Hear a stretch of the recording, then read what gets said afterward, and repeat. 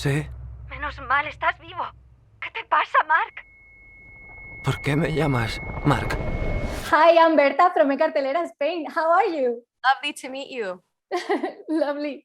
Moon Knight is a Marvel series and at the same time deals with deep mental health issues. How would you describe it? Is it horror, action, adventure? It feels like all of those. It's like a psychological horror that has a lot of adventure. Your character, Lila, has a very important role, not because she's Mark's wife, but for her way of grounding the story in the middle of this madness. For you, what was the hardest part? The hardest part was navigating the circumstance of, having known Mark and then meeting Stephen and having to and then also there's like a mission, and there's like a storyline, right, that we have to execute, and you can't get too tied up in your questions, or emotions about anything. You just have to move forward, and that was a struggle. Also, there's other things happening with your character and Stephen. We see from the beginning that Stephen shares a lot of similar traits with Lila and likes the same things. Why is that? We can know a bit about that. I think it's interesting that Mark and Stephen complement each other. And even though they're alters, they are still, one person.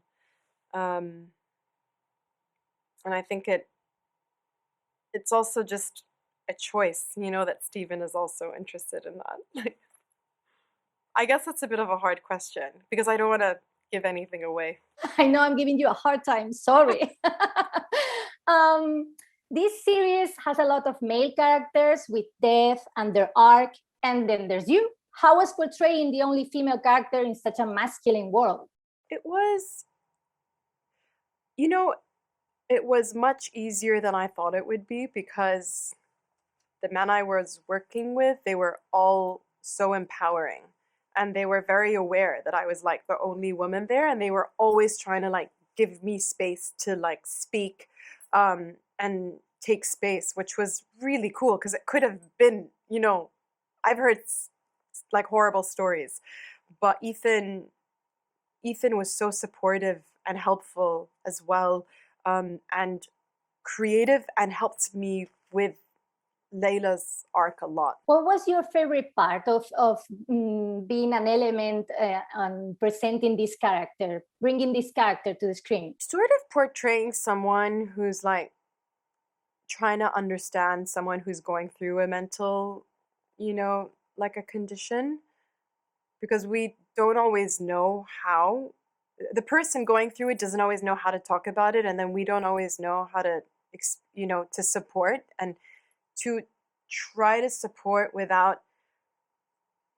I appreciate that she wasn't trying to get emotional all the time, and so that was a fun part. And if you had to guess a future for your character? I cannot say. Okay, we'll have to see then. Thank you so much, May. You have to watch it. Thank you. Hay caos dentro de ti.